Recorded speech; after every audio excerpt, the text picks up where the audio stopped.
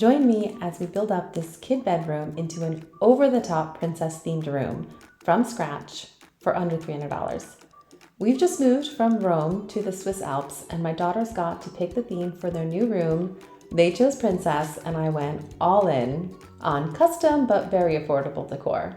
Hello, I'm Kate. Welcome back to my channel. Today we're doing another house tour, but this one is going to be about just my daughter's princess themed bedroom. Their old room had a forest theme, which I picked out when I was pregnant, and I still think it's really cool and pretty, but they think that it's kind of babyish. They're 4 and 7 years old, and my BFF Lisa has kids about the same age, and she's just running into the same thing right around now, where they don't like their original nursery themes in their rooms anymore. So if you've been following, you know we just moved, and I used the idea of a new bedroom and a new theme as something to get the kids excited about moving. They've come here for visits 2 times, and I think it's really the idea of this new princess room as well as the town pool that have them bought in on the idea of moving and all the challenges that are going to come with like new country, new language, and new home. Now, I'm not a fool. I know that all too soon they will also think that the princess theme is too babyish, which is a little ironic because I'm 37 and I'm totally living vicariously here and have loved every single thing we picked out. But anticipating that, the main big features, the bed, the armadio, everything that's like big and heavy and expensive is really simple and plain and like a blank slate for a theme to get put on top of. There are like castle bunk beds that I was totally drooling over, but they cost like $5,000 and up, which kept me in check and kept me being smart and getting neutral things. The bed is white, the wardrobes are mirrored, the desks are pink, but I was willing to bet that around the same time they grow out of the idea of a pink desk, they're also going to just literally grow out of these small children desks. They are desks / makeup tables. My 7-year-old has been begging for a makeup table, but there was no way one could fit in our old house. So I'm so happy I can finally give it to her by way of a desk / makeup table. Originally, I had a different layout of mind with the bed on this wall right as you walk in, and then the desks would be kind of over there behind me, and that left just enough room in the corner for a bookshelf. This building is new enough that I was actually given an accurate floor plan, but in previous places I've rented or owned, I've always just made my own by measuring the rooms and drawing it out on graph paper. Having that 2-scale overhead view I think is so critical when planning out a room. It is literally a different perspective, and it makes it completely trivial to try out different layouts. However, there are also things that you get from the in-person view that you don't get when looking at a blueprint. For example, little details like where exactly the light switches and the power outlets are, and also just like how it feels when you walk into a room. The blueprint, you can get like a pretty good idea of like how much space you need if it's starting to feel crowded, but it's never quite the same as when you're standing there. So in my planning, I had missed the detail that the light switch was actually going to be like inside the bunk bed the way I had it laid out. So we just kind of, to try it out, put the bunk bed on this wall, and I liked it so much more. Once I saw it there, you really kind of open up into the room and it feels a lot nicer. Whereas with the bunk bed right here against the door, you would have kind of been almost like a little entryway tunnel. Okay, enough floor plan. Let's look at this closet. I'm going to show you a time lapse of assembling just the inside pieces, and that's the easy part while I talk about them. Built-in closets are not common in most of Europe. We normally have these wardrobe furniture alternatives, and honestly, I think I like it better.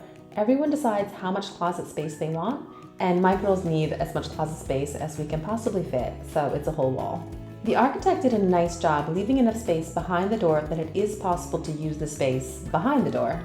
This is 3 100-centimeter wide PAX units attached to each other. 100 is the largest and has the most options for internal organizers, though I kept it pretty simple in the end. The 2 girls each have a full one with the same setup.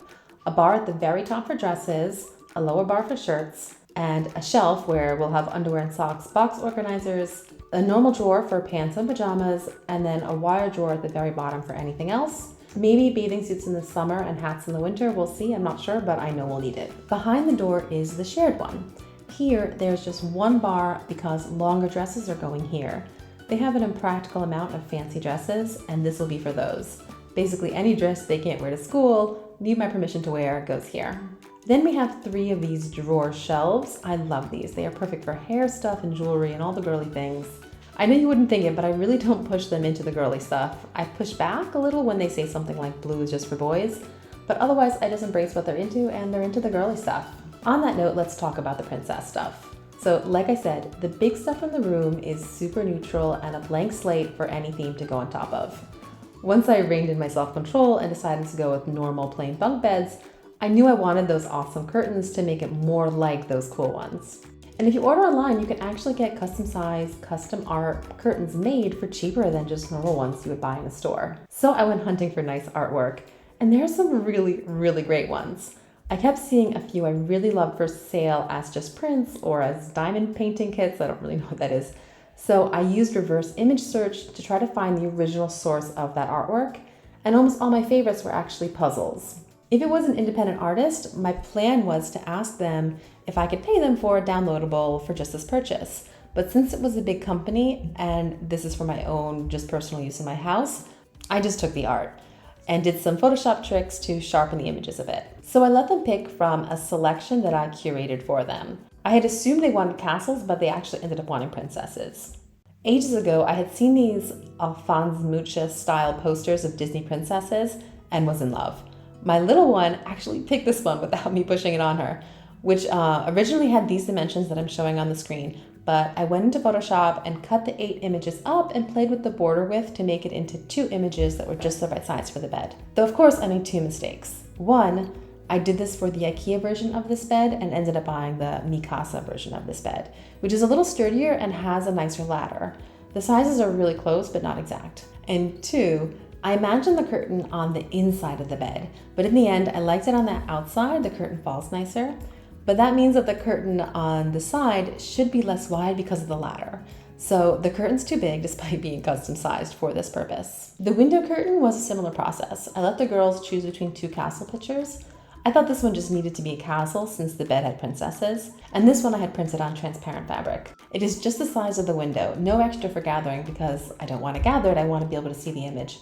I wasn't sure how well the image would show, but I'm really happy with it. And I also added some of these iridescent heart window stickies because I just knew it was exactly the type of thing they would love. And speaking of stickers, we are also adding stickers, of course. The girls will be allowed to decorate the inside walls of their beds, and we have stickers for the top of the wardrobe. They still need to be actually stuck on, but that is where they will go.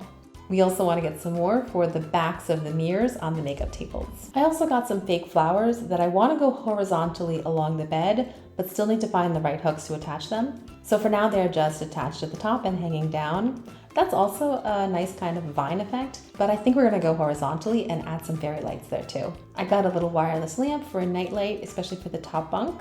And we still need to pick out some wall art, but that'll be a fun project to do together. So for costs, the big ticket items were the bunk beds and the wardrobe. After that, it was the desks at $100 each, and I don't really count those as part of the princess costs. The princess stuff altogether was just under $300, but the biggest piece of that was the official Disney Princess sheet and blanket sets at $70 each. The stickers, window curtain, bunk bed curtains, canopy over the top bunk, flowers, fairy lights, all that together was under $200. So you might look at this room and think, whoa, that's really over the top and they're not even gonna like it in 5 years. But so what? They love it now. And for $200, it's not that big of a deal if they want to change it in even 2 years. Of course, $200 is more for some families than it is for others, and it's not nothing for us by any means. But this brings a lot of joy and was totally worth it. The kids having a room that they love to go and play in and go to sleep in at night is worth a lot to me. So this room is basically done. Still need to unpack some of their stuff, but they're helping with that. I also made video house tour of our old home in Rome, as well as this new Swiss apartment right as we moved in, still empty with nothing in it. And I'll be making more. Maybe I've already made them by the time you see this. So check out the channel for more if you like this video, and like and subscribe of course too. I'll see you over there.